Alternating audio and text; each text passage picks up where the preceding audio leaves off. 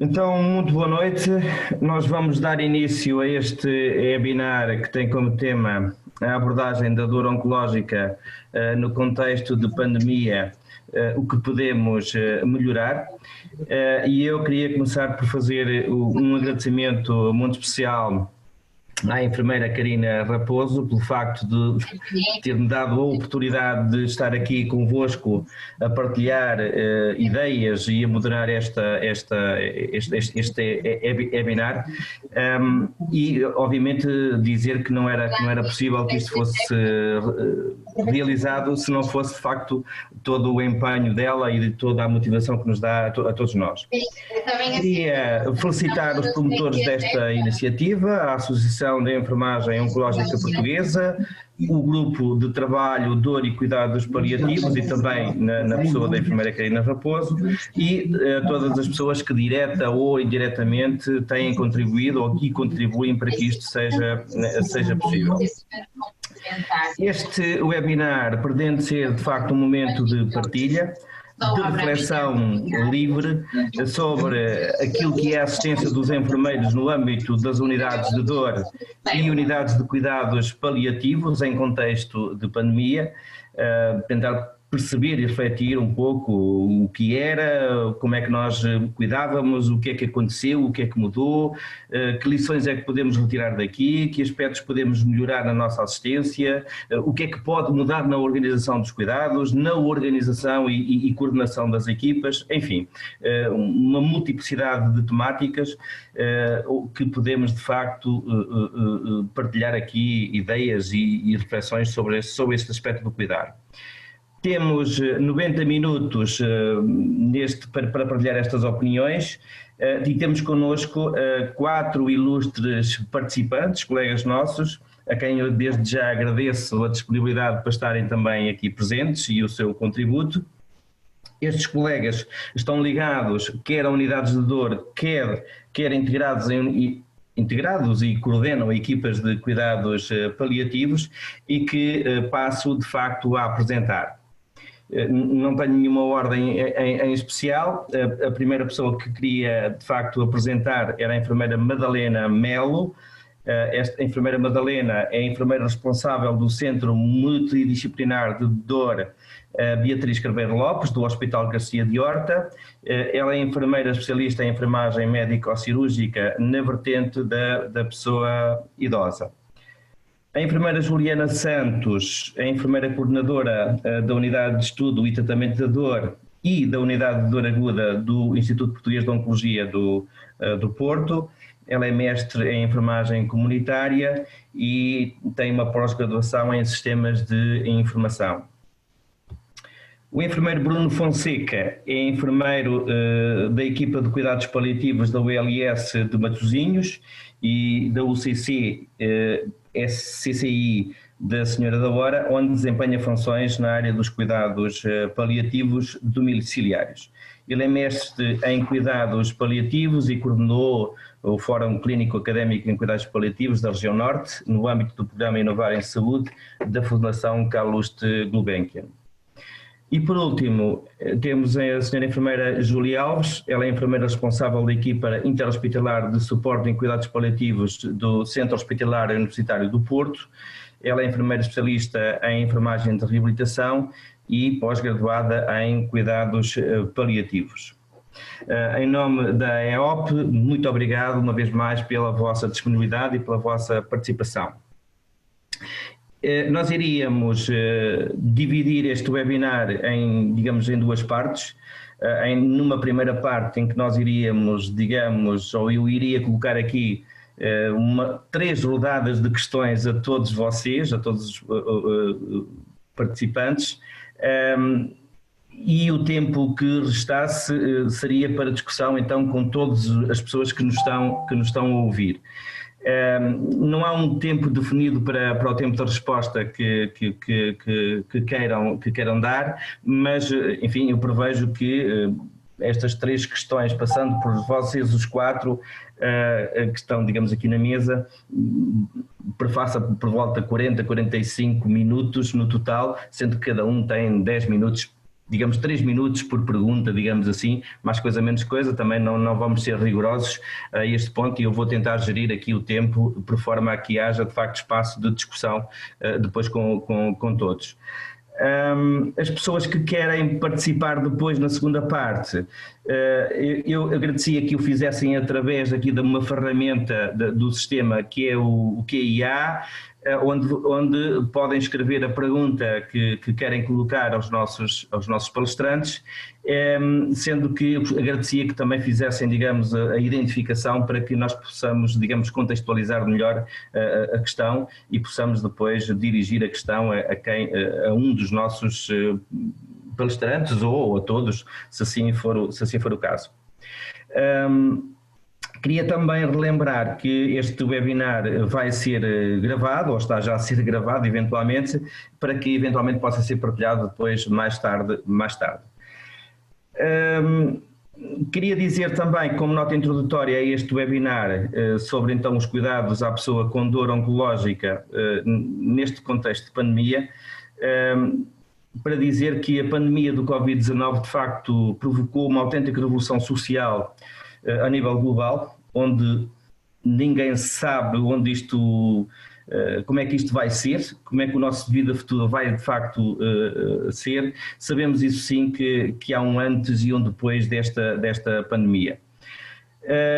Eu penso que nós não podemos mudar de paradigma de um momento para o outro e pessoalmente sou um pouco cético quanto ao facto deste vírus nos ter feito perceber eventualmente o que não voltaremos a fazer, coisas desnecessárias certamente, que nos tiram tempo, burocracias, existências de órgãos de gestão, por exemplo, intermédios que não fazem sentido ou que à partida não farão sentido, reuniões infendáveis para chegarmos a bom porto, enfim. E também penso que teremos alguma dificuldade em desvalorizarmos aquilo que alguns de nós sentiu nestes últimos tempos, como a falta de liberdade pura, ou a falta da família ou dos amigos, eventualmente aquilo que nos faz falta, os abraços e a proximidade uns dos outros. Será que, passado este pesadelo do Covid, vamos mudar os nossos hábitos, criar novos costumes na assistência da pessoa com dor oncológica e a sua família? Bom, uma coisa eu tenho como certa, esta pandemia de facto provou que ninguém se salva sozinho, precisamos todos uns dos outros e precisamos ter uma consciência social forte, com bons costumes e com um bom trabalho de equipa e um bom trabalho de equipa integrada no sistema de saúde.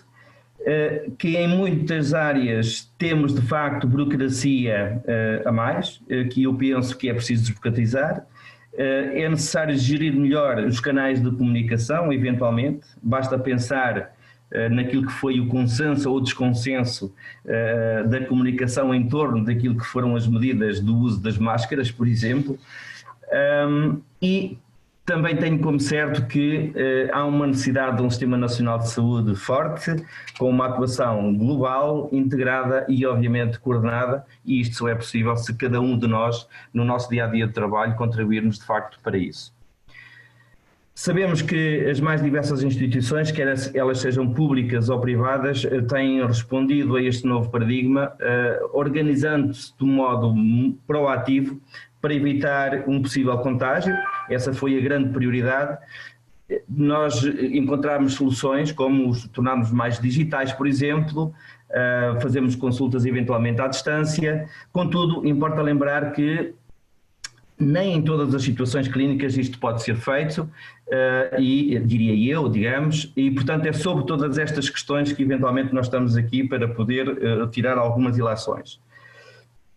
Repito que este webinar, ou melhor, reforço que este webinar pretende então ser este um momento de partilha sobre tudo isto e, sobretudo, centrado naquilo que é assistência à pessoa com dor oncológica e sua família, obviamente, no âmbito das unidades de dor e no âmbito do trabalho que é feito nas unidades de cuidados paliativos.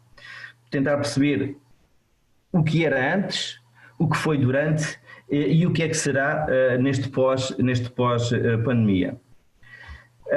Posto isto como nota introdutória, digamos, a esta temática, A primeira pergunta que eu colocaria aos ilustres palestrantes, e sem dirigir a pergunta diretamente a cada um de vocês, mas gostaria que cada um desse a sua opinião, a primeira pergunta que eu colocaria era, de facto, o que é que mudou em cada um dos vossos contextos de trabalho, na prática de cuidados, com esta pandemia? Ou seja, quase que se fizéssemos uma análise SWOT.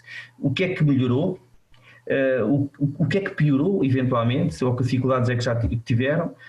Que oportunidades é que tiveram com as mudanças que operaram, e se essas mudanças trazem ou não trazem algumas ameaças àquilo que pode ser o cuidado a estas pessoas?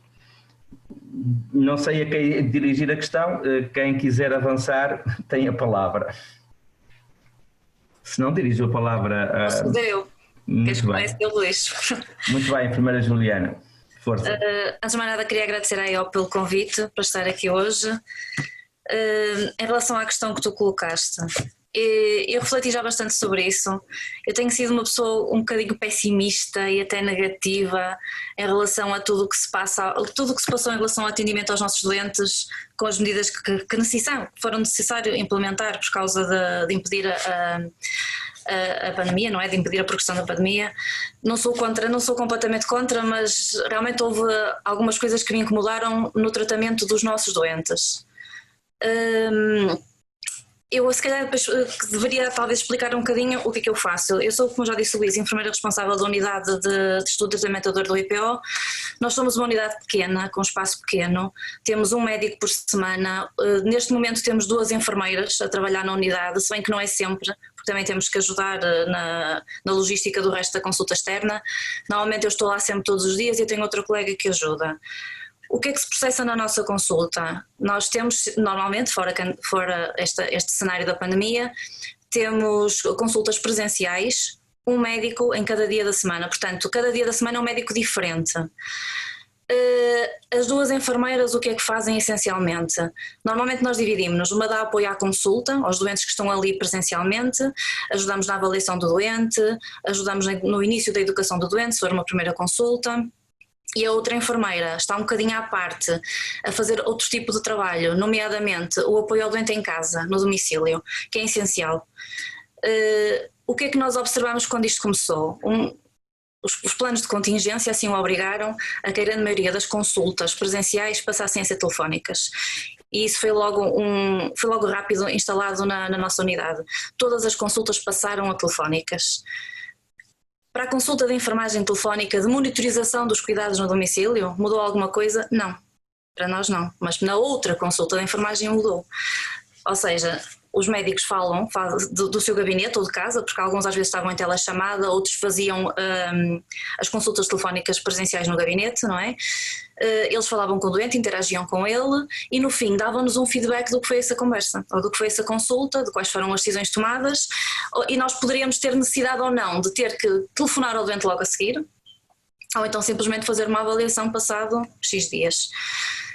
Isto incomodou-me imenso e até aos meus médicos eu sei que incomodou imenso, porque assim nós lidamos com opioides e é muito difícil fazer rotação de opioides, iniciar um tratamento com opioides quando nós estamos a ver um doente.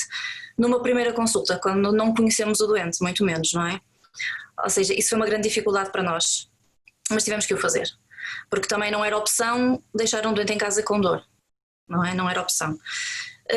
Foi sempre dito que apesar das nossas consultas passarem todas a telefónicas, em situações urgentes poderíamos ver um doente presencialmente e vimos, mas essas urgências foram um bocadinho geridas no momento, nomeadamente como nós estávamos lá em presença física a fazer as consultas telefónicas, tínhamos as outras consultas que também estavam a funcionar a meio gás, não é? Assim por dizer, que quando estavam perante um doente com uma dor não controlada e não sabiam muito bem o que fazer, contactavam-nos e nós acabámos por criar uma consulta extra, que seria então a dita consulta urgente. Aos nossos doentes já de seguimento não tivemos nenhuma situação, não minto, temos apenas uma situação em que tivemos que realmente convocar a doente para uma consulta presencial, mas também já tinha outros objetivos, o objetivo já seria internar a doente e tomar outras atitudes, que neste momento todas elas, melhor agora já não tanto, mas no início estavam todas cortadas, não é? Os doentes, temos que evitar ao máximo que os doentes venham à instituição, que deambulem pela instituição. Podemos telefonar e tentar perceber se as coisas estão a correr bem, às vezes estão, outras vezes não estão. Às vezes não estão e os doentes dizem que estão porque têm medo. Isso também foi uma coisa que eu me apercebi. Os doentes, se eu dizia, ok, você tem que ser avaliado, tem que vir cá, temos que o ver, ou tem que ir ao serviço de urgência, o doente não queria ir. Tinha medo da pandemia. Tinha medo de ir se misturar no meio dos outros doentes e de apanhar o Covid, como eles diziam. Por isso foi muito complicado de gerir para nós. Aquilo que eu disse, em termos da continuidade da monitorização em casa, o que é que eu senti que foi difícil para mim? Foi exatamente isto que eu acabei de dizer, o encaminhamento do doente numa situação que eu considerava mais urgente. Porque não só nós não estávamos com as consultas presenciais, como também o nosso serviço de atendimento programado também ficou um bocado limitado. Ou seja, os doentes eram devidamente triados antes de poderem sequer se dirigir ao atendimento programado. E às vezes era difícil que eles conseguissem ser atendidos mesmo pelo telefone, pelo médico que fazia a triagem, pronto, ou o que fosse, ou o médico que fazia a triagem se calhar não pensava como eu pensava, também pode acontecer, não é? Não temos sempre razão, e isso para mim foi muito complicado, foi ter um doente mal em casa, foi eu a tentar fazer malabarismo, o que é que vamos fazer agora, ou o doente não quer vir, ou o doente quer vir e tem que vir, mas depois não consegue entrar na instituição. Se lhe digo para ir ao centro de saúde, responde-me que o centro de saúde está fechado, se lhe digo para ir ao centro, para ir à urgência do hospital da área, não quer ir também, tem receio que não o atendam. Ou seja, daí a minha visão tão negativa de tudo o que se passou à volta destas medidas que foram implementadas pela pandemia. O que é que houve de bom aqui? Nada, para mim não houve nada de bom, não tenho nada de bom a dizer. As pessoas fizeram, todos os profissionais da minha equipa, eu tenho a certeza, médicos, enfermeiros, a mesma nossa auxiliar, toda a gente fez o melhor que pôde ao telefone. Tentámos facilitar a vida aos utentes da melhor forma possível, com as receitas, tentar avaliar à distância não é fácil.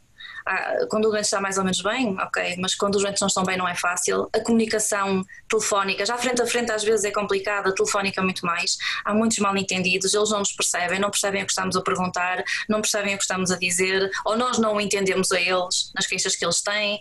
As conversas telefónicas são muito mais rápidas, não é? Nota-se que as consultas telefónicas são mais rápidas que as consultas presenciais, já por causa disso, porque nós também não estamos a explorar se calhar tanto algumas coisas que apanhamos naquela dita linguagem não verbal, não é?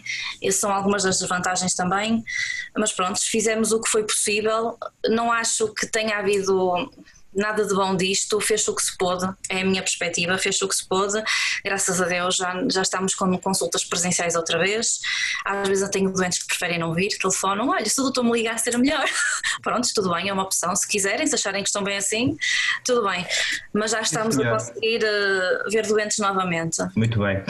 Enfermeira Juliana, eu iria passar então se calhar a palavra à enfermeira Madalena, porque também trabalha e é responsável por uma unidade de dor, e se calhar também para percebermos qual é a sua realidade, digamos assim, com este novo contexto. Força. Muito obrigada. Boa noite. Agradeço o amável convite feito pela Associação e dirijo também uma palavra de apreço a todos aqueles que nos acompanham. A equipa do Centro Multidisciplinar de Dor também experienciou, como todos, alterações a vários níveis e que influenciaram muito a prática de cuidados. Eu destaco só a nível organizacional, profissional e pessoal, só um pequeno apontamento em relação a estas alterações. A nível organizacional nós sentimos um forte impacto, porque resultado da reestruturação física dos espaços, para a criação de circuitos de isolamento para doentes suspeitos e infectados, nós tivemos que sair do serviço onde estávamos.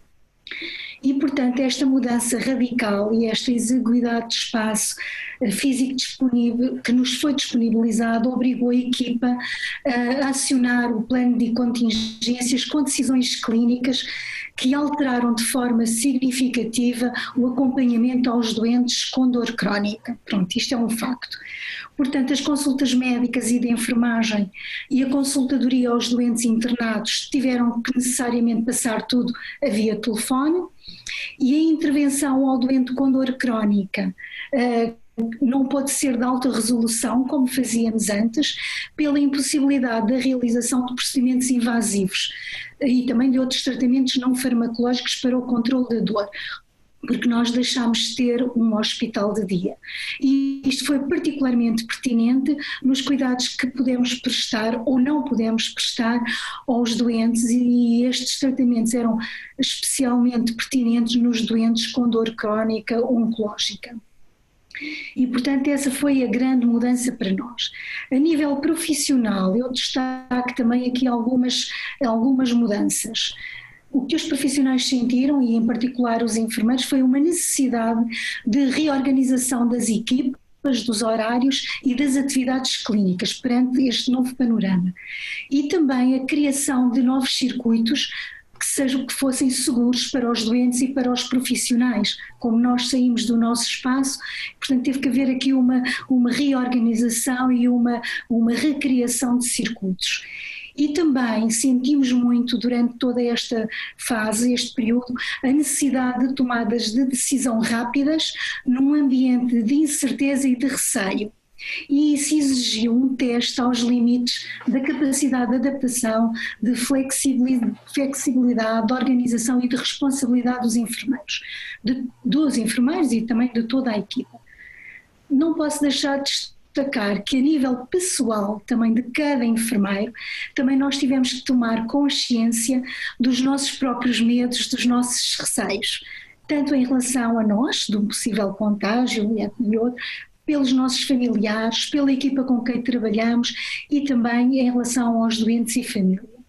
Saliento com um facto muito positivo neste tempo foi esta partilha e este apoio mútuo na equipa, possibilitou sairmos de nós mesmos e dos nossos receios e tomarmos a iniciativa de ir ao encontro do outro que é a pessoa com dor crónica.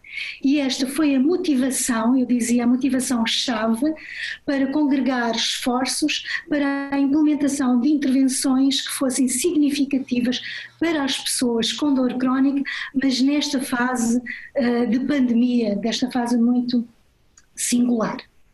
Também se verificaram mudanças no padrão de comportamento dos doentes ao longo deste período. A enfermeira Juliana já falou de alguns.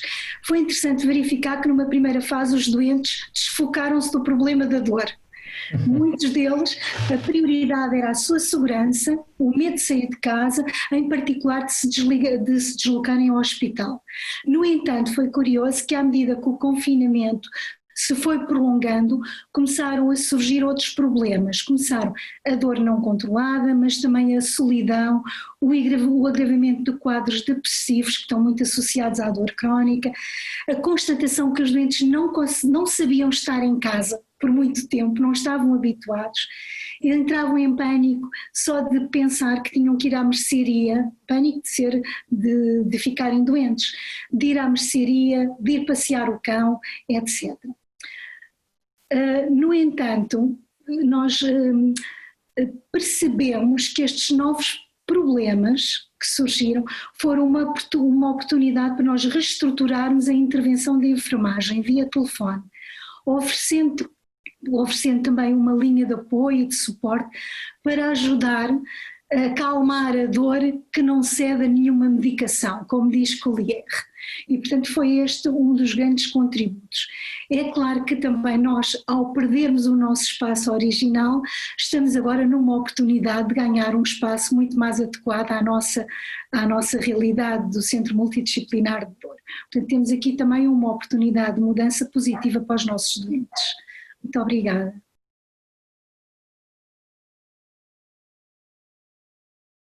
Muito obrigado pela sua participação.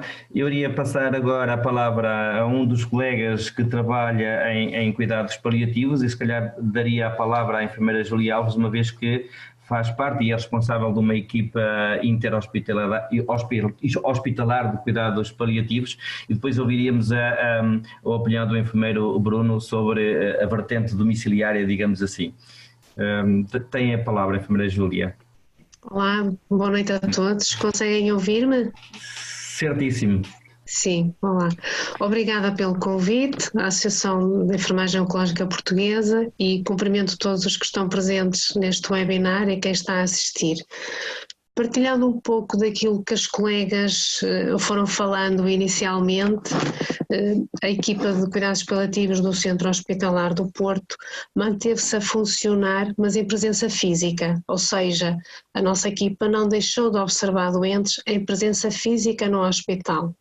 É claro que obrigou a uma reestruturação a nível dos horários, conforme falou a colega Madalena, mas enquanto enfermeiras, nós somos 3 enfermeiras na equipa de cuidados paliativos e mantivemos sempre 2 enfermeiras em simultâneo a trabalhar em presença física na equipa intra-hospitalar, no intuito de manter a observação dos doentes em regime de consultadoria nos internamentos e de mantermos, para além disso, as consultas telefónicas ou videoconsultas que íamos realizando.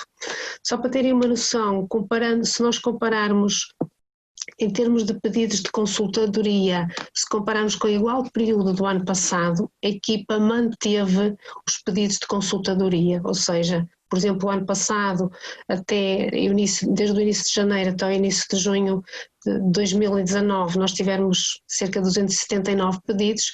Este ano, no mesmo período, tivemos 278, ou seja, não houve uma diferença em termos de pedidos de consultadoria para a nossa equipa. Assim como a tipologia de doentes não mudou, ou seja, continuamos a observar aqueles doentes que são mais complexos, têm situações clínicas mais complexas, assim como em termos de sintomas, como a dor e outros sintomas complexos muitas vezes de abordar, assim como as situações sociais que ficaram mais preementes nesta fase. Sobressair em tudo isto, conforme os colegas falaram, o trabalho em equipa, e o trabalho em equipa, eu falo não só na equipa de paliativos, mas o trabalho da equipa com todos os profissionais, quer a equipa assistente que dá apoio aos doentes a nível do internamento, quer a nível da comunidade, com enfermeira e médico de família, e mesmo com os colegas que estão nas equipas domiciliárias, nas ECCIs e nas equipas comunitárias de suporte em cuidados paliativos. Outras coisas que aconteceram de bom no meio disto tudo, além do trabalho da equipa, foi a referenciação para os doentes poderem regressar a casa ou para unidades de internamento foi de forma mais rápida. O que é que eu quero dizer com isto? As equipas de cuidados paliativos, e aquela de que eu faço parte não é diferente das outras, fazem propostas de referenciação para os doentes serem internados ou em unidades de internamento da rede ou para irem para casa com apoio da CCI. E verificou-se uma reestruturação, ou seja, uma reorganização a nível dos ACEs da nossa área de referenciação que permitia que os doentes pudessem ir para casa num curto espaço de tempo. Só para vos dar como exemplo, nós ao fazermos as referenciações, digamos num dia durante uma manhã, para o doente poder ir para casa, a ECL e mesmo os colegas das ECCIs no próprio dia conseguiam receber este doente em casa, e mesmo o médico e enfermeiro de família, ou seja, esta articulação foi efetuada de forma mais ágil, o que fez sobressair que houve aqui alguma organização, reestruturação a nível das equipas da comunidade, nomeadamente das ECCIs.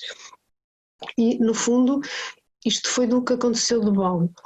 Outra das situações que nós tivemos que implementar, conforme a Madalena falou e a Juliana, nós temos uma equipa de cuidados paliativos que também tem consulta externa de cuidados paliativos, mas é uma consulta de follow-up, ou seja, nós seguimos os doentes que avaliamos previamente a nível do internamento e que são ou que estão em casa também com o apoio das ECCIs.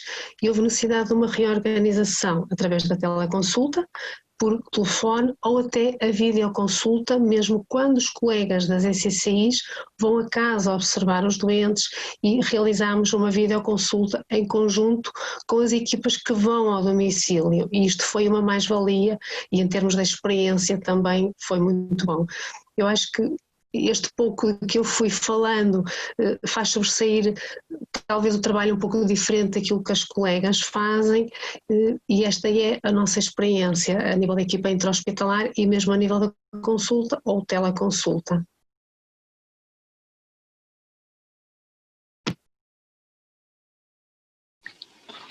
O microfone desligado.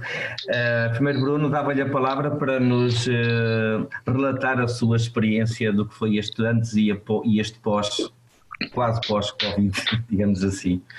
E durante. Bem, eu quero antes de mais agradecer realmente o convite para estar presente, o convite da AEOP, e cumprimentar-vos a todos e às pessoas que nos acompanham em casa. Partilho um bocadinho do ceticismo do Luís Batalha em relação ao que venho a seguir, e gostava um bocadinho a falar de fazer uma pequenina introdução que tinha preparado a propósito disso. Na última edição da revista Monocle deste mês, convocaram 50 pensadores para partilharem algumas ideias sobre isto que aconteceu e sobre o que é que vai acontecer após o confinamento. E um dos primeiros ensaios é do Alain de Botton, que é um filósofo mediático responsável pela School of Life, e que mostra como nós podemos aprender com o modo de pensar dos filósofos estoicos da Roma Antiga para enfrentarmos as condições mais adversas quando estamos perante um problema. E um dos autores citados é o Sêneca, não é? Que nos diz que para encontrar a calma muitas vezes temos que imaginar não aquilo que provavelmente vai acontecer, mas aquilo que pode acontecer. Ou seja, por outras palavras, imaginar o pior cenário, levar ao limite as nossas preocupações e ver o que pode restar. Pode não ser bonito o que fica, mas apesar de tudo pode ficar tudo bem, ou mais ou menos bem. Ele recorre inclusive a uma fábula de um infantil, da Judith Kerr, de um livro publicado em 68 que eu não conhecia, que é o tigre que veio tomar chá. E então, nessa fábula, se calhar as pessoas conhecem, há uma menina que se prepara para tomar chá com a mãe quando alguém bate à porta. É inesperadamente, mas como às vezes nos acontece na vida, um tigre. O mais normal seria fugir, entrar em pânico ou perder até a vontade de viver. A mãe de Sofia, que parece ter lido os estoicos, tenta acalmar a fome do tigre, dando-lhe tudo que está disponível na cozinha. Ele vasculha os armários, lambe as torneiras e por fim decide ir-se embora. O pai da Sofia chega à casa, fica aborrecido por não haver comida para jantar. A família encontra aí, no entanto, um bom motivo para jantar fora. No dia seguinte, a Sofia e a mãe abastecem a despensa e, na dúvida, compram uma lata de comida para o tigre. Não vai ele voltar. O tigre não volta. E eu acho que esta parece uma introdução que me ajuda a integrar um bocadinho o que aconteceu nestes cerca de 3 meses ou 14 semanas que passaram, para sermos mais precisos. De repente, um vírus que imaginávamos longínquo e que andávamos a ver só as fotografias do que estava a passar em Wuhan no final do ano, entrou-nos na cozinha com um apetite insaciável. Não ficou tudo bem, como diziam os bem-intencionados desenhos das nossas crianças nas janelas, nem sabemos se ele volta com um apetite mais devorador. Aprendemos, no entanto, que em vez de fugir, foi melhor desatar a cozinhar e tentar recebê-lo da melhor forma. Fechámos alguns armários, protegemos as iguarias mais vulneráveis, no entanto adaptámos, enquanto isso enchemos a despensa de comida de tigre. Bom, como já foi dito nas apresentações, a nossa atividade, ou a minha atividade, é numa equipa de cuidados paliativos domiciliários da Unidade Local de Saúde de Matosinhos, que para quem não conhece tão bem, portanto tem um Conselho de Administração integrado e uma Direção integrada, onde estão cuidados de saúde primários e cuidados hospitalares. Isto penso que muda tudo também em relação à forma como nós respondemos a esta pandemia, e parece-me que bastante bem. Portanto, a nossa equipa de cuidados paliativos iniciou a atividade em 2008, abrange todo o Concelho de Matosinhos, temos consulta intra-hospitalar, internamento ou apoio no internamento, consulta externa e atividade domiciliária, não só de consultadoria, mas de prestação de cuidados diretos. Todos nós, nomeadamente os 4 enfermeiros da equipa de domiciliária, estão integrados nas UCCs, Unidades de Cuidados na Comunidade, e equipas de cuidados continuados integrados da ULS. Ou seja, na prática, nós não tivemos alteração no nosso trabalho, ou melhor, só tivemos mais trabalho do que o que habitualmente já temos. E eu gostaria de destacar aqui 2 dimensões. Uma primeira, interna, que tem a ver com o facto de nós, como profissionais, termos também alterado a nossa vivência e a nossa disponibilidade. Primeiro, porque uma parte de nós ficaram doentes, portanto ficaram infectados e ficaram ausentes. Outra parte, no qual eu me incluo logo no início, a 12 ou 13 de março, fiquei em quarentena porque tinha tido em contacto com um dos infectados e, portanto, no início as medidas eram bastante restritivas. E também houve pessoas ausentes por motivos de outros motivos de saúde e de ficarem com os filhos. Na prática, a nossa equipa de cuidados paliativos foi reduzida quase a 50%.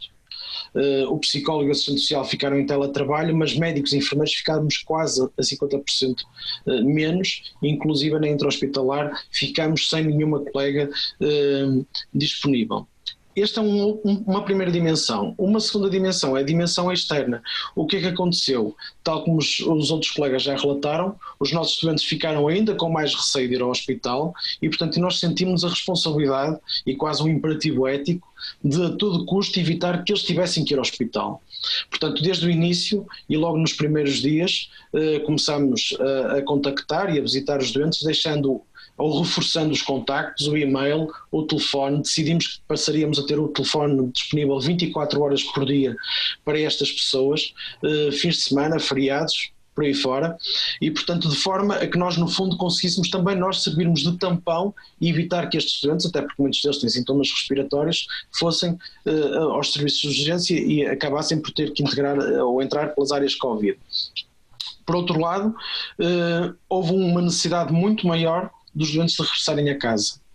O receio de morrerem sozinhos, o receio de morrer no hospital quando isso até não era esperado, o receio das famílias de não ter uma última possibilidade ou uns últimos dias, fez-nos também antecipar os regressos a casa, um bocadinho como a Júlia já falou. Isto também teve duas dimensões, se quisermos.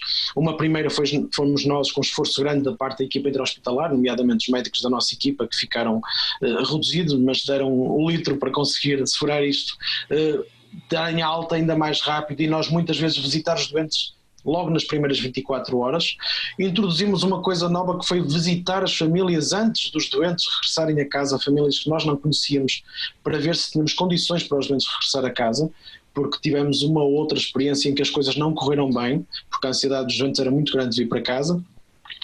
E por outro lado, houve um outro aspecto muito importante, que a Júlia Alves também já falou, que foi também a própria reformulação das SCIs, ou seja, logo nos primeiros dias decidimos que tudo, até porque parava a atividade de reabilitação e de continuidade de cuidados, que é absolutamente necessária, mas que nestas alturas ficou se calhar em segundo plano, todos esses doentes tiveram alta das SCIs e então focámos só nos doentes que precisavam de cuidados contínuos. Isto inclui fins de semana, feriados e tudo mais. Não só os doentes de cuidados paliativos, mas doentes também com tratamento de feridas complexas, úlceras de pressão, por exemplo, mas também doentes com dificuldades na gestão do regime terapêutico, com diabetes complicadas, com doentes de saúde mental e, portanto, dentro das equipas das UCCs e das SCCs foi assumido que não podíamos deixar ninguém de fora. E, portanto, eu sinto que isto, se quisermos, de alguma forma nos fez crescer e nos deu um bom sentimento como profissionais, apesar de admitir que foi realmente um período muito, muito difícil em termos de trabalho. Muito bem, muito obrigado pela sua brilhante exposição. Eu gostaria de voltar a fazer outra questão para vocês e gostaria de facto de ter uma resposta mais breve, uma vez que o tempo está a avançar com alguma rapidez. E a questão que eu vos queria colocar era a seguinte: em vossa opinião e tendo em conta o vosso contexto e toda esta experiência, o que é que vocês acham que de facto pode e deve mudar e aquilo que eventualmente não pode mudar, tendo em conta os recursos que nós temos, a vossa realidade e a forma como está organizado os cuidados no vosso hospital ou na vossa unidade local de saúde, digamos assim. E obviamente também tendo em conta aquilo que é a organização do Sistema Nacional de Saúde. De forma muito clara, o que é que pode e deve mudar e aquilo que eventualmente não pode de forma alguma mudar. Quem é que... Daria outra vez a palavra à primeira Juliana, se calhar, não sei, começamos pela mesma ordem eventualmente. Na minha opinião é assim, nós não podemos deixar de ter consultas presenciais. Se algumas consultas de manutenção podem ser feitas pelo telefone, isso é ótimo, é uma vantagem até para os doentes para evitar realmente deslocações, não só em contextos de pandemias, mas também por questões económicas e tudo mais, não é? Porque nós abrangimos toda a zona norte do país e em parte do centro e temos doentes que vêm de muito longe de propósito para uma consulta que às vezes realmente se resolveria muito bem pelo telefone ou por uma videoconferência. Mas isso realmente não invalida que as consultas presenciais são necessárias. Tal como já disse a Madalena, uma coisa que eu não tinha referenciado, uma coisa que nós enfermeiras deixámos também de fazer foi alguns tratamentos, não é? Nós fazemos aplicação de tratamentos com capsaicina e foram todos bloqueados, não nos deixaram fazer, não deixaram vir os doentes ao hospital, só se realmente fosse uma situação urgente em que o tratamento fosse a única coisa que o doente pudesse fazer, não é? Não era o caso neste momento nos nossos doentes, mas a verdade é que alguns doentes pioraram e pronto, na minha opinião isso não deveria acontecer. Os bloqueios nervosos também foram todos bloqueados, salvo situações urgentes, em que as urgências, nomeadamente, houve uma doente, como eu disse há bocado, que tivemos que convocar, e foi também para um bloqueio nervoso, o internamento e o bloqueio nervoso, mas a maior parte dos bloqueios, dos poucos que fizemos nesta altura, foram a doentes até dos cuidados paliativos, que também colaboramos e que fazemos lá no IPO, doentes que estavam realmente a necessitar. O que é que eu acho que é necessário para o país inteiro, não é para a minha instituição, é para todas as instituições. Ninguém estava na realidade preparado para isto. Eu acho que ninguém tinha um plano de contingência. O país não tinha um plano de contingência, as instituições também não o tinham. E somos vencedores, por um lado, porque rapidamente se começaram a criar planos de contingência que também foram sendo revistos e foi sempre acrescentado. Eu lembro-me que nós na nossa instituição nós tínhamos e-mails diários, que outros tiveram também, com novas normas, novas medidas a atualizar. Eu acho que nós temos que aprender com esta experiência e reformular estes planos de contenção. Temos que criar novos fluxos, novos circuitos para os doentes, para não impedir que o funcionamento normal ocorra. Não sei se estou a ser clara. Sim, ok, temos que evitar desnecessariamente a mobilização de doentes, mas não podemos impedir as consultas de acontecer. Consultas, cirurgias, tratamentos, muita coisa foi adiada e muitos doentes sofreram com isso. Isso a mim incomoda-me bastante. No meu contexto de oncologia, isso a mim incomoda-me bastante. E basicamente era isso. Acho que o que é preciso rever são os planos de contingência e a criação de novos circuitos. Tá, muito obrigado. Enfermeira Madalena, qual a sua opinião sobre isto? Eu concordo com muitas coisas que a Juliana disse, no entanto eu acho que neste período de pandemia, que foi difícil para todos, eu penso que em termos de enfermagem, o que não pode mudar é o nosso foco de enfermagem. E, portanto, uma intervenção centrada na pessoa, na família, com dor crónica oncológica ou não oncológica, e que seja uma prática de cuidados significativa para as pessoas. E, portanto, se tivermos esse foco, todos os esforços vão ser positivos, de alguma maneira. Podem não ser aquilo que nós desejávamos ou que as pessoas precisam, mas pode-se aproximar desse facto de ser positivo. O que não pode mudar também, e que eu aprendi nesta coisa, é o trabalho em equipa interdisciplinar. É absolutamente fundamental para ultrapassar as dificuldades. Isto tanto no seio do nosso centro multidisciplinar de dor, mas também num âmbito mais alargado. Estou-me a lembrar de todas as mudanças que foram feitas no hospital, nas equipas de informática que foram necessárias ir buscar para trabalhar, as pessoas dos sistemas de instalações e equipamentos, etc, etc, etc. E isto foi absolutamente essencial, pois só desta forma é que nós conseguimos dar respostas mais céleres e mais eficazes aos problemas que os doentes tinham nesta altura. Outra coisa que não pode mudar é a motivação e a criatividade para nos reinventarmos e de redefinir a cada momento estratégias individualizadas para cada doente. E isto é muito importante. Eu dou-te só um pequeno exemplo. Decidiu-se em equipa que, em vez de enviar um SMS a dizer que a consulta era desmarcada e que se ia se contactar pelo telefone, a enfermeira telefonou, a equipa de enfermagem telefonou para todos os doentes agendados a desmarcar, mas com uma intenção de cuidar através do telefone. Portanto, perceber como é que o doente estava a viver a pandemia, avaliar a sua dor, o cumprimento ou não do regime terapêutico, reforçar e apresentar a nossa disponibilidade em continuar a consulta telefónica, se necessário, porque muitos pensavam que se fechavam os serviços e não havia apoio nenhum, e às vezes até aconteceu em algumas. O que é que aprendemos para mudar em situações futuras? eu acho que uma coisa essencial foi que existem muitas situações que têm que continuar a ser prioritárias para além do doente Covid. E neste âmbito está aqui, claro, o doente com dor oncológica.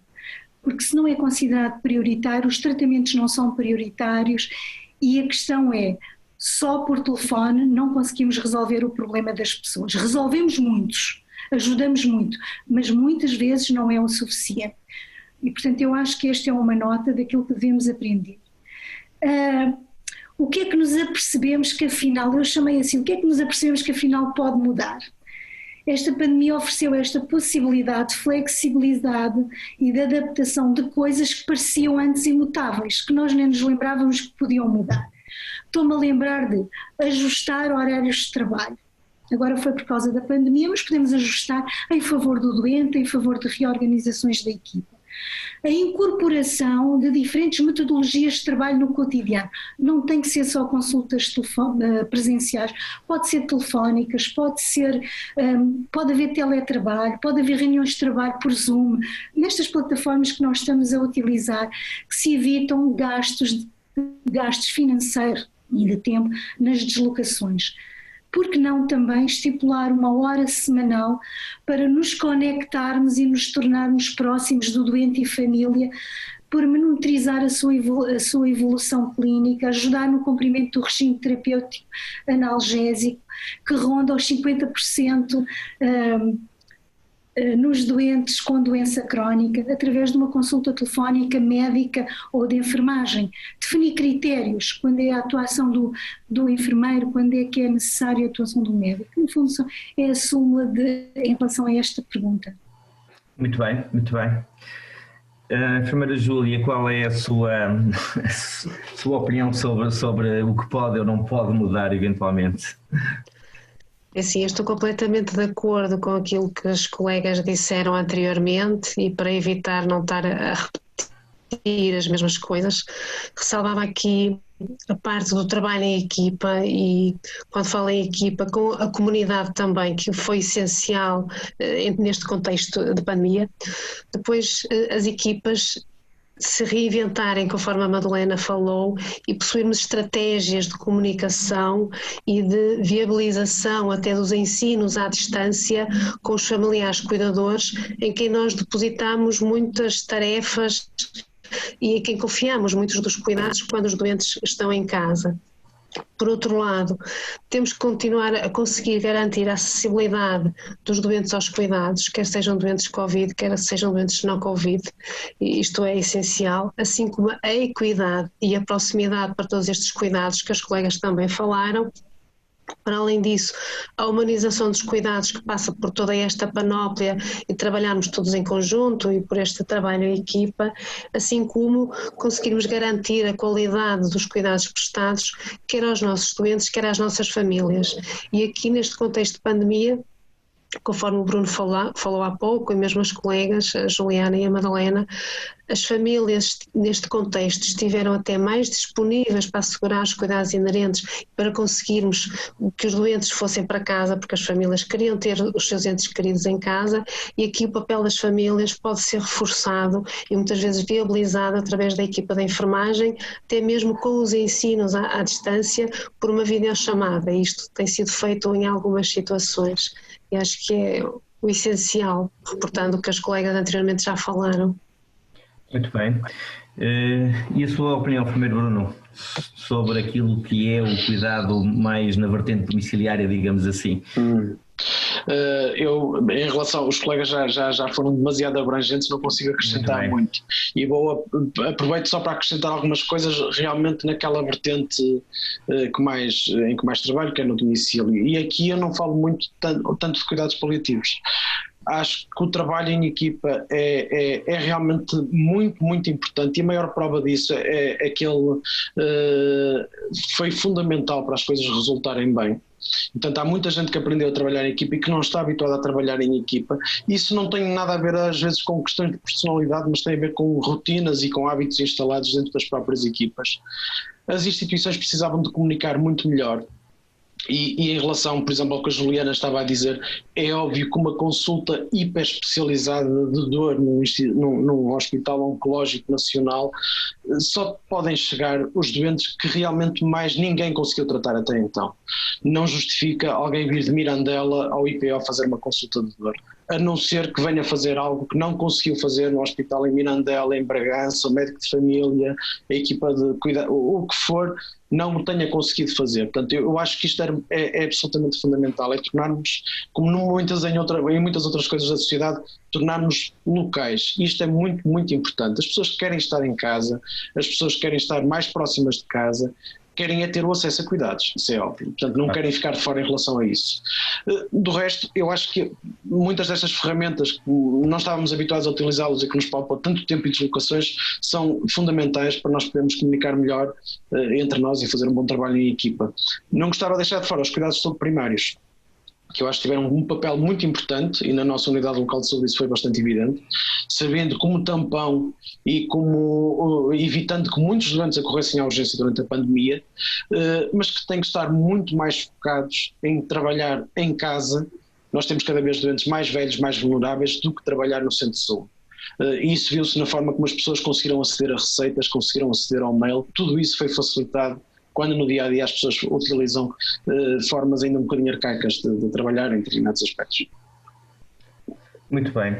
Eu iria formular então a terceira questão que tenho e gostaria que houvesse alguma brevidade na resposta, uma vez que estamos aqui a queimar o tempo que tinha previsto para esta primeira parte, para depois poder passar a palavra então às pessoas que nos estão a ouvir.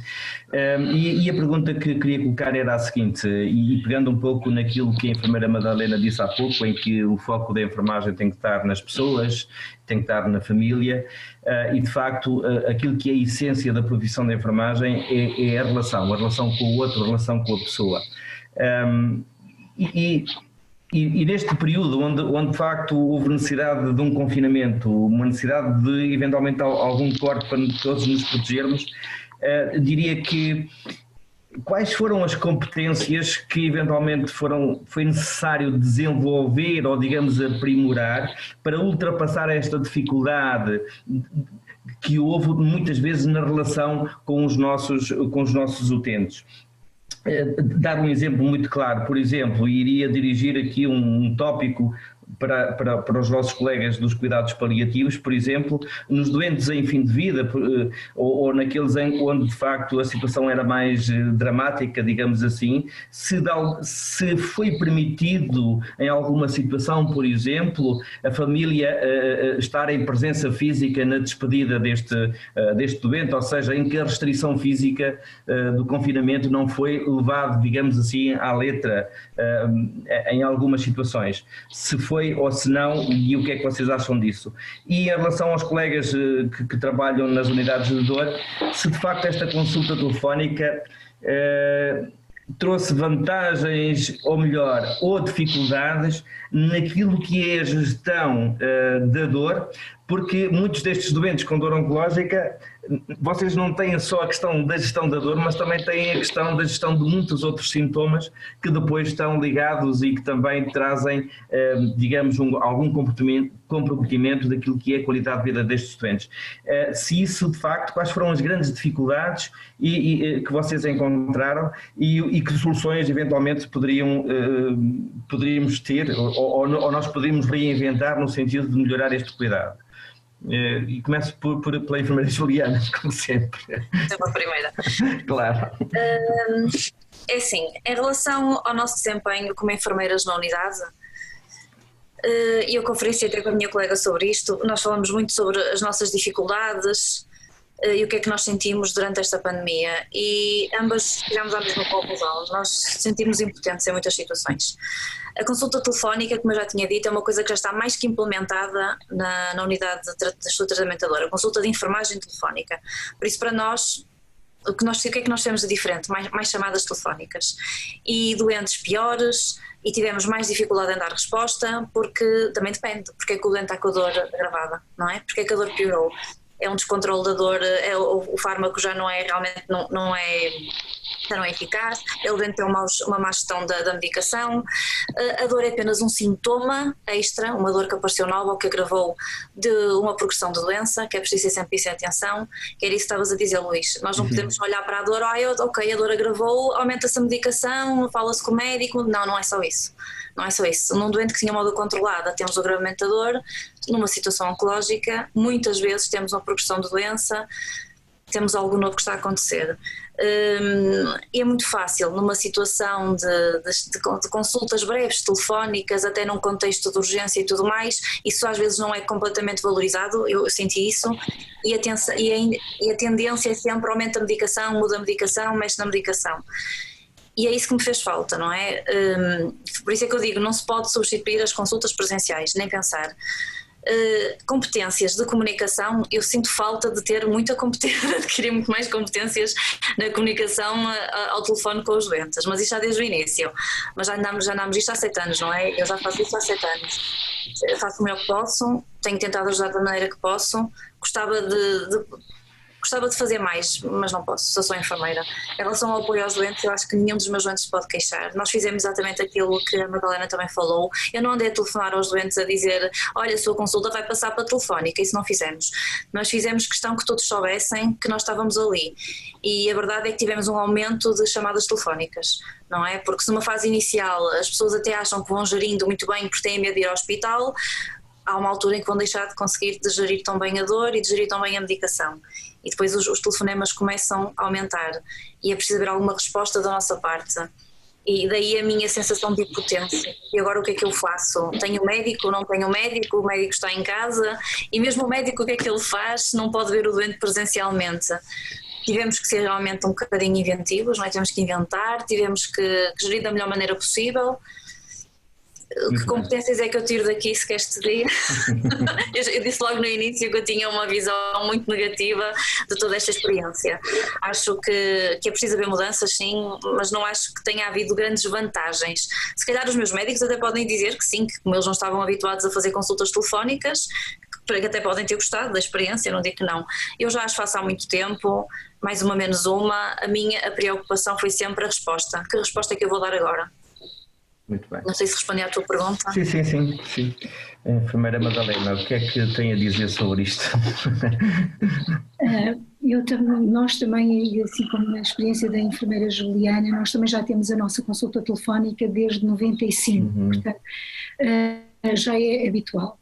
Mas houve uma grande mudança com esta situação da pandemia. Porque anteriormente os doentes eram informados que tinham a consulta telefónica, que podiam telefonar quando sentissem que a dor não estava controlada, quando tivessem dúvidas. O que nós fizemos nesta altura foi uma mudança.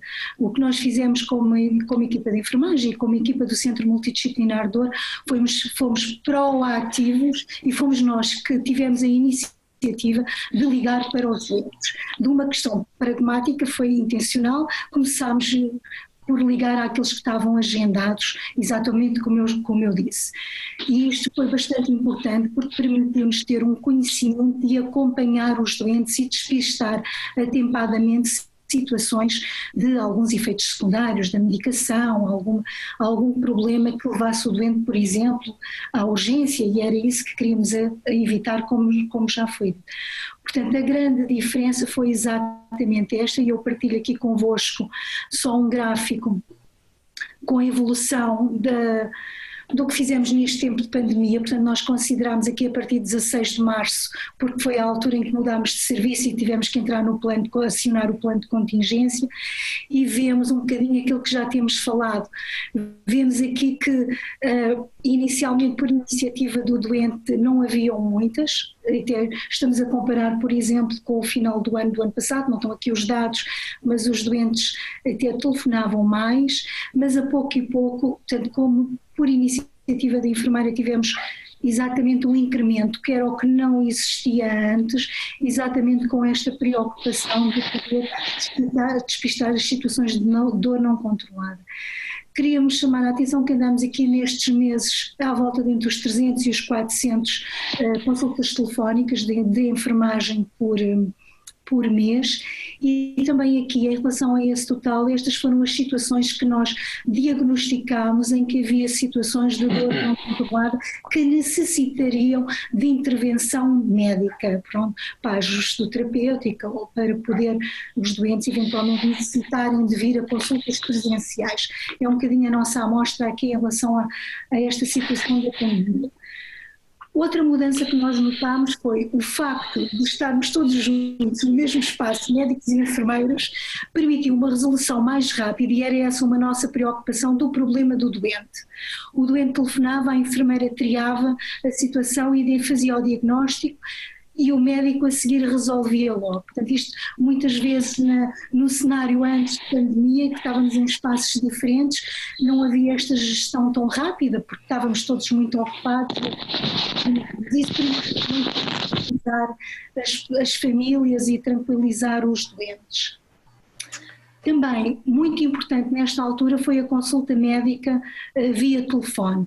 Para os nossos doentes foi muito segurizante para eles e permitiu também haver uma gestão mais precisa, eu digo mais objetiva, da situação dos doentes. Portanto, os doentes nas consultas que já estavam previamente agendadas foram transformadas em consultas telefónicas pelo médico e isso foi bastante importante. Também permitiu detectar situações de dor não controlada ou de outros problemas que foram precisos, por exemplo, encaminhámos para a psicologia de dor muitas situações destas que já falámos, também para a linha de apoio psicológico a doentes Covid ou a familiares durante a pandemia que foi criada no hospital, para os cuidados paliativos encaminhámos bastantes doentes, isto no sentido de tentarmos responder às necessidades do doente na medida daquilo que é possível. Competências, só agora muito brevemente, eu penso que neste período de distância forçada vimos nós próprios, que já utilizamos a consulta há muito tempo, a explorar competências comunicacionais para tornar o telefone uma extensão da enfermeira, para ela se aproximar do doente e eu diria mais, e tocar o doente à distância. E portanto tivemos que dar mais atenção, aprender a dar mais atenção aos pormenores da comunicação verbal e não verbal, à disponibilidade, à amabilidade, ao sorriso que o doente não vê, mas sempre que nós estamos, quando estamos a falar com um sorriso, o tom de voz, as pausas, o ruído, a competência no ensino e no aconselhamento na gestão e de controle da dor, o tempo, a informação que é dada, que é validada, isto é muito importante nos doentes idosos ou com problemas cognitivos, que são muitos dos doentes com dor crónica. Mas claramente temos que reconhecer limites na intervenção pelo telefone. Temos levantado aqui estas questões, eu acho que é uma intervenção fantástica, que chega muito longe, mas os limites são importantes e é importante nós saber. Doentes com dificuldade, com alterações cognitivas, com alterações sensoriais, nomeadamente na visão, na audição, também motoras, nem todos os doentes têm dificuldades, às vezes com artrites, não conseguem telefonar, marcar os números, situações de repetidas de dor não controlada ou de incumprimento do regime terapêutico, são situações que nós muitas vezes temos que dizer agora já chega, a intervenção via telefone terminou aqui, agora precisamos ou de incorporar o familiar aos cuidados de saúde primários, ou o doente vir presencialmente mesmo na fase de pandemia, negociar isso com o doente e com a família. E só a terminar, eu penso que o facto de termos trabalhado todos juntos, médicos e enfermeiros, a fazer consultas telefónicas, penso que houve um reconhecimento por parte da equipa que a interação pela consulta telefónica é uma prática de elevada exigência profissional e que obedece a um processo de cuidados que precisa também de ser ele sustentado numa metodologia e em linhas orientadoras, para garantirem a segurança e o cumprimento dos princípios éticos e da responsabilidade. Isto é absolutamente fundamental. Muito bem. Enfermeira Júlia, o que é que nos tem para dizer sobre isto? De uma forma muito... Pedir-lhe, peço desculpa por alguma síntese, poder de síntese, dado que o tempo está de facto a fugir-nos. E eu queria dar a palavra aos participantes, aos outros participantes. Ok, então eu vou ser um pouco sucinta, concordo com aquilo que as colegas falaram anteriormente e falando um pouco sobre a permissão da despedida ou não do familiar em relação ao doente que está internado. Esta situação no nosso centro hospitalar sempre esteve salvaguardada no plano de contingência e nas situações de últimas horas a dias de vida era permitido um familiar, é claro que as visitas não podiam vir 2 ou 3 familiares ao mesmo tempo, era permitido um familiar se vir despedir-se do doente que estava internado. Isto é uma situação que sempre esteve salvaguardada e que se manteve durante a pandemia e que continua, ou seja, as situações de últimas horas a dias de vida, quando a equipa identificava, e não era necessário ser a equipa de paliativos, a equipa responsável a nível do internamento, se identificasse esta situação, ligava ao familiar e a família entre si identificava qual seria a pessoa para permitir esta despedida. É claro que é pouco e fizemos a diferença em algumas situações que não foram muitas, mas isto foi permitido em algumas situações. Outras situações que foram permitidas foi a parte da videoconferência, em que foi possível realizarmos videoconferência com a família, em que a família estava em casa, no seu local onde habita, o doente internado, e em conjunto com a equipa do internamento foi possível realizar videoconferências até para decidir em termos de orientação de cuidados, qual era o plano integrado de cuidados para esse doente de acordo com os objetivos traçados. Eu penso que isto é um pouco diferente daquilo que as colegas falaram anteriormente e foram situações que nós tivemos que nos adaptar e reinventar e foi possível e ainda hoje fazemos isso. Muito bem. Enfermeiro Bruno, da sua experiência.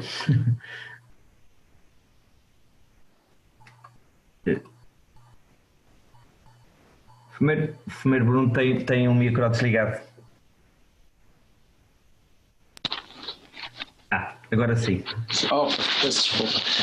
Estava a dizer que logo no início da pandemia, portanto, foram desenvolvidos também protocolos de controle sintomático, nomeadamente nos doentes Covid ou em fim de vida, na equipa intra-hospitalar.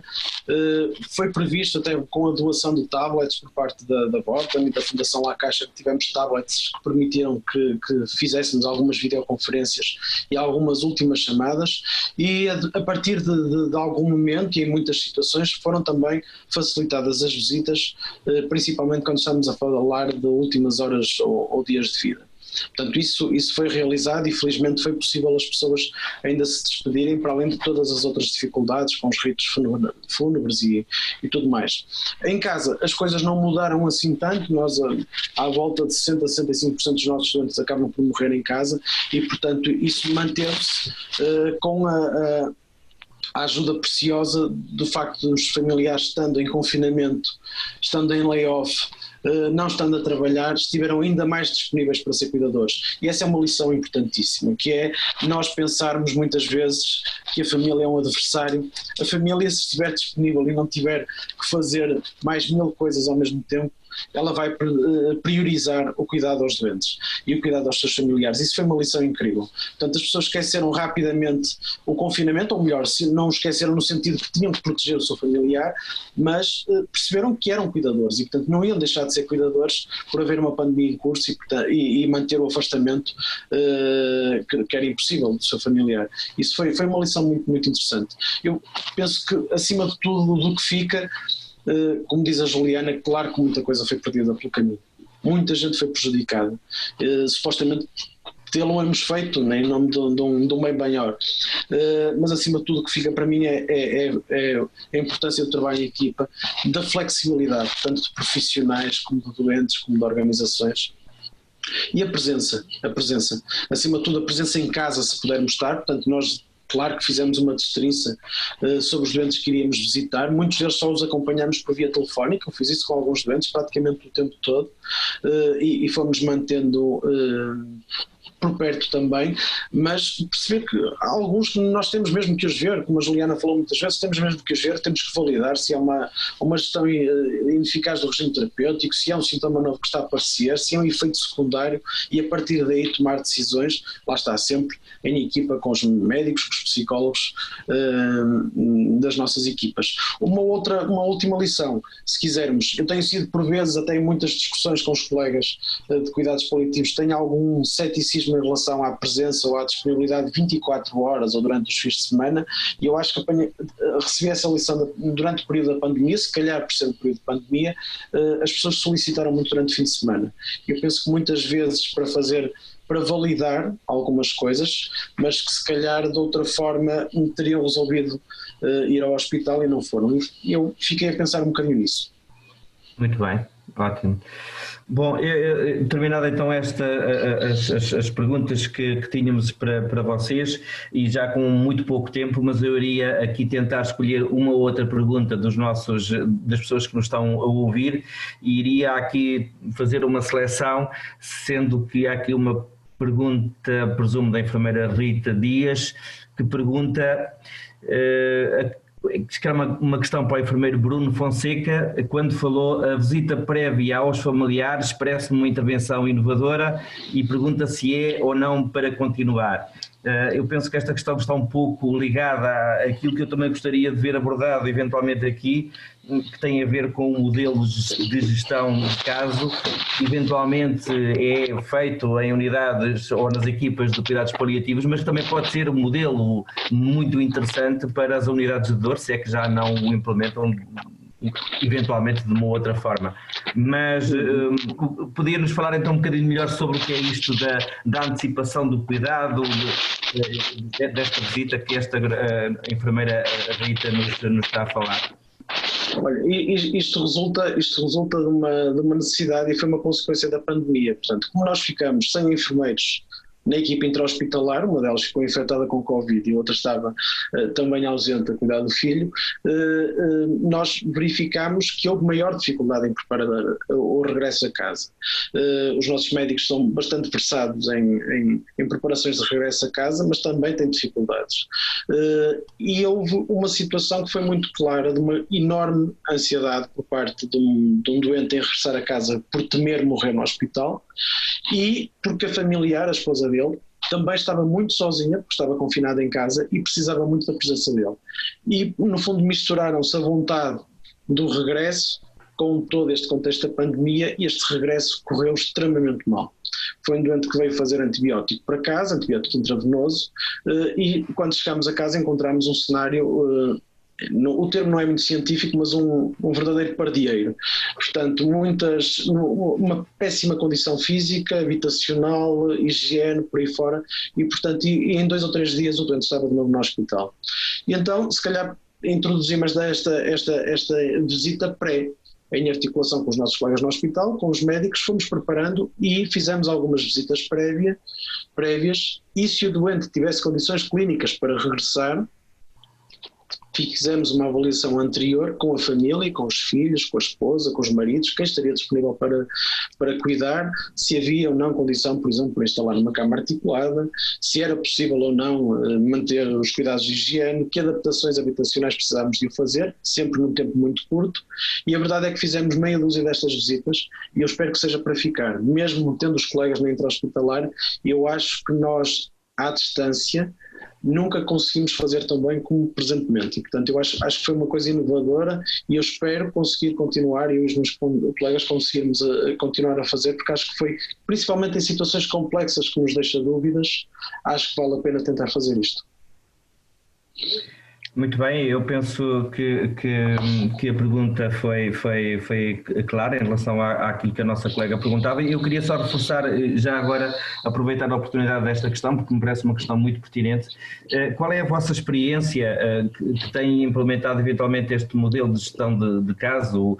Eu falo de modelo de gestão de caso, ou poderíamos dizer que era, digamos, aquilo que também se pode chamar um método de trabalho por alguém, um elemento da equipa multidisciplinar que, de alguma forma é o pivô e que coordena, digamos, todos os cuidados.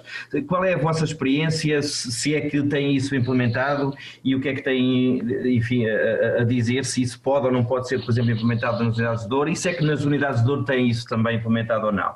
Se poderiam falar um bocadinho sobre isso.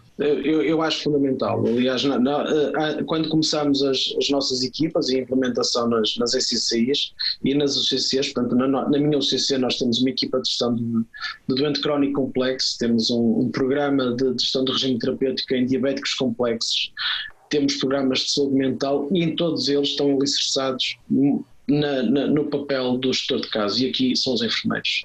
Não é ser mais ou menos importante nisto, mas é percebermos que nós não podemos ser bons em tudo. E, portanto, se eu sou bom em cuidados paliativos, eu não posso ser bom a tratar diabéticos, nem posso ser bom a tratar ulceras de perna. Eu tenho que ser bom ou muito bom em alguma coisa, não posso ser bom em tudo. O facto de ser o pivô é fulcral, porque há uma cara. E, portanto, a partir daqui as pessoas identificam-se com isto. E essa cara, ou esse pivô, eu lembro-me de fazer um primeiro diapositivo em 2009 ou 2010 em que nós conseguíamos articular com 12 ou 13 pessoas diferentes. E é disto que se trata, porque no dia-a-dia nós tratamos ou articulamos com o assistente social, com o pároco da comunidade, com o enfermeiro de família, com o médico de família, com o médico da equipa de cuidados paliativos, com o médico da consulta da dor, se for o caso, com o médico de outro hospital ou com os enfermeiros de outro hospital, com os psicólogos. Mas o elo comum é realmente este gestor de caso. Este gestor de caso não pode ser para 50 doentes. Muitas vezes os americanos, em muita da literatura, falam, portanto, de um grande número de doentes acompanhados pelo gestor de caso, mas estamos a falar de realidades diferentes. Portanto, eu também, mesmo dos países nórdicos, tenho algum conhecimento, e da Inglaterra, e nós temos várias dimensões de cuidados, portanto, do gestor de caso até chegar ao doente. E nós não temos isso em Portugal. Portanto, em Portugal, ou temos estas equipas especializadas, se lhes quisermos chamar assim, de gestão de doença crónica, cuidados paliativos, dor, o que for, e depois temos um gap muito grande até chegar ao doente, porque muitas vezes os cuidados primários, os nossos enfermeiros e médicos de família, não fazem ou não conseguem fazer aquilo que outras equipas fazem lá fora porque têm outras equipas de retaguarda. Sejam os lares, sejam equipas domiciliárias de atendimento mais imediato. Portanto, falta-nos há um intervalo muito grande entre uma coisa e outra, e portanto aquilo que nós fazemos é, nunca teremos muito mais do que 15, 20 doentes, em alguns projetos 25, mas eu acho que é um modelo absolutamente fundamental e muito, muito eficaz para conseguirmos acompanhar os doentes em casa nestes contextos. Muito bem, não sei se os colegas das unidades de dor ou se a enfermeira também, a Júlia Alves, tem alguma coisa a dizer sobre isto, sobre a sua realidade em relação a isto. É assim, em relação a isto, conseguem ouvir-me? Sim.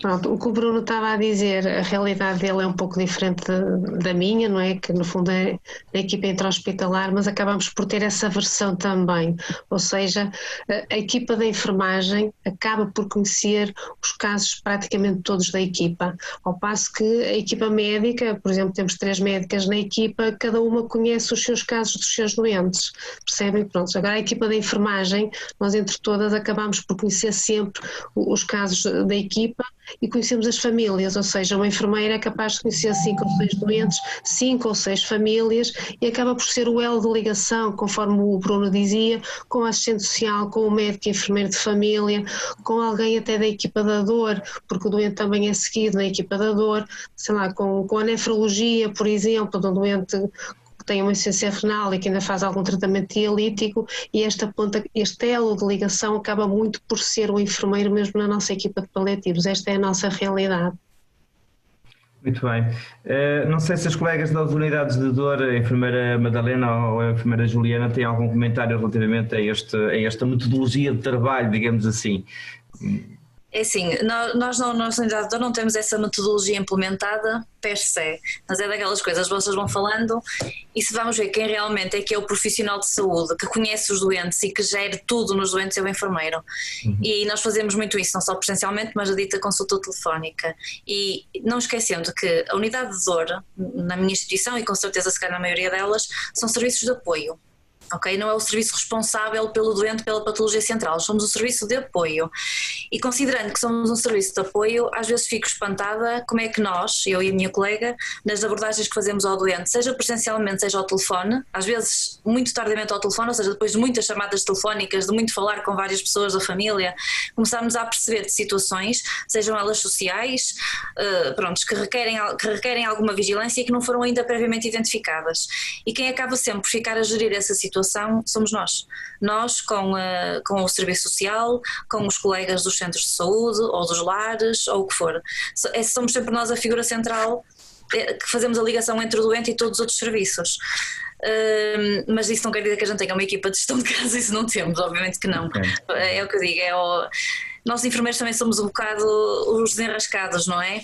Surge um problema, identificas um problema, nós não somos ninguém, nós não vamos virar costas. Não é? Pelo menos nós não temos essa política no meu serviço e eu não conheço nenhum enfermeiro que faça isso. Nunca vi nenhum enfermeiro virar costas a um problema.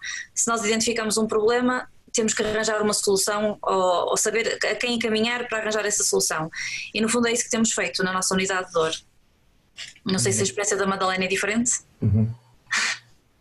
Já agora, enfermeira Madalena, a sua opinião, sendo que também já agora aproveito para colocar também outra questão que é dirigida aqui diretamente para si, em que a enfermeira também, a enfermeira Ana Rita, diz que, pelo que disse, os enfermeiros ligavam a desmarcar a consulta telefónica, presumo que era consulta telefónica, ou melhor, desapareceu-me agora essa pergunta, já não é. É uma outra questão que está aqui, mas eu se calhar vou passar a esta questão e gostaria de ouvir sobre este modelo de gestão de caso, se tem alguma experiência e qual é a sua opinião sobre isso eventualmente, dado que falou e reforçou também a importância desta relação com a pessoa e do foco da enfermagem com a pessoa e portanto o que é que pensa sobre isto? É claro que o modelo de gestão de caso faz todo o sentido. Eu penso que a mais-valia coloca no centro dos cuidados e no seio da equipa o doente, não é? E o problema do doente e da família. Na nossa unidade, em termos formais, nós não trabalhamos segundo essa metodologia da gestão de caso. No entanto, temos uma preocupação, não, pronto, colocando isso formalmente não, de qualquer das maneiras, existe sempre estabelece sempre para cada doente um plano terapêutico integrado. Integrado é o médico que estabelece os seus objetivos, o enfermeiro também, o psicólogo também, e há alguém com quem o doente ou a família tem uma relação mais próxima que faz essa gestão. Portanto, se o doente precisa de um encaminhamento, se identificamos uma situação de risco, se precisa de um encaminhamento para a psicóloga, não estamos à espera da formalização pelo alerta para o médico, não, fazemos um encaminhamento diretamente. Portanto, penso que o plano terapêutico integrado ajuda.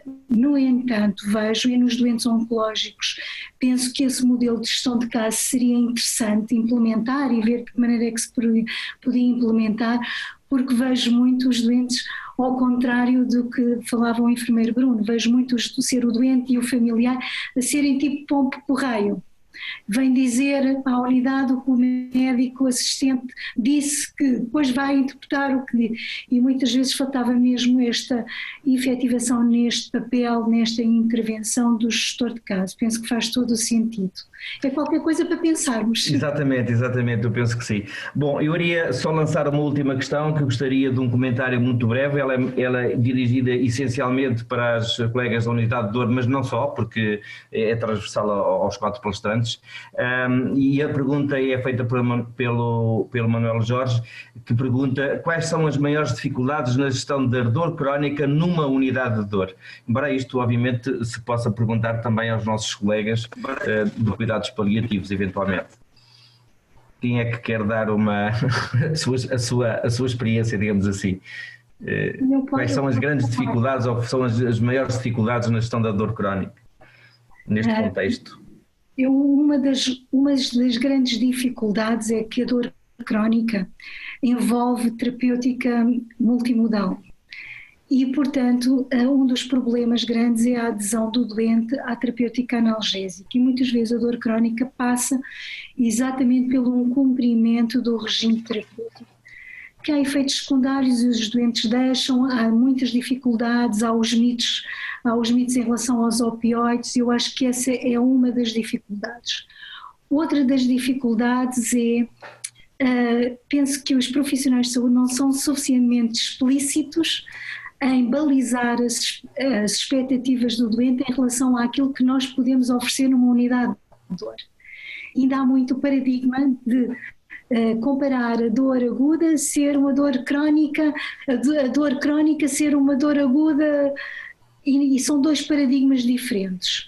E, portanto, muitas vezes os doentes vêm com a expectativa que vêm à unidade de dor e que tomam um comprimido ou fazem um tratamento invasivo, um procedimento ecoguiado, e ficam sem dor, e ficam curados. E essa é uma dificuldade, em particular nos idosos que já têm dor crónica há 10, 15, 20 anos, em múltiplos locais, e que já falharam, já não foram, sentiram já o fracasso em si de muitos dos tratamentos.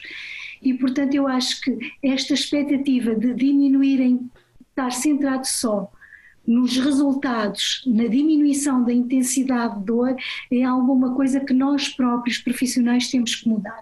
Muitas vezes num doente com dor crónica não conseguimos diminuir muito a intensidade da dor, portanto numa dor neuropática, se diminuirmos 30% já é um bom resultado. E, portanto, isto para um doente que tem 8 ou 9, habitualmente se chegar a um 7 ou um 6 nós consideramos que é um bom resultado, mas para o doente não é. E eu acho que temos que ser mais explícitos. Mas muitas vezes o doente me diz que não está melhor, mas melhorou a sua funcionalidade. Já consegue sair de casa, já consegue ir levar os netos à escola, já consegue ir beber um café com os amigos, já as senhoras já conseguem varrer a casa e a limpeza da casa, e melhoraram nesse aspecto. Portanto, penso que há aqui também alguma mudança na nossa linguagem, nas nossas expectativas, nós próprios, em relação ao controle da dor. Eu penso que são as duas grandes dificuldades. Muito bem, nós estamos a 2 minutos do fim, digamos assim. Eu queria fazer aqui uma pequena síntese, mas daria a palavra aos colegas se querem comentar também esta questão da gestão da dor. A experiência é exatamente focada também na questão da gestão do regime terapêutico e nesta capacidade que nós precisamos de ter de negociar com o doente metas e objetivos. E o facto de melhorarem o autocuidado e melhorarem a vida social é fulcral. No nosso caso, muitas vezes também lidamos com o problema das crenças erróneas relacionadas com os opioides, porque a barreira dos opioides muitas vezes quer dizer para os doentes a reta final em termos da vida que lhes falta, mas esse é muito, muito importante, e muitos dos problemas que levam os doentes muitas vezes aos serviços de urgência a recorrerem ao médico não têm necessariamente a ver com, ou diretamente a ver com a dor, mas têm a ver com os efeitos secundários da dor, nomeadamente a obstipação. Isso nós sentimos isso no dia a dia, com complicações graves e com internamentos. Muito bem, se não há mais nenhuma intervenção, eu iria apenas fazer uma síntese muito rápida daquilo que foi aqui discutido.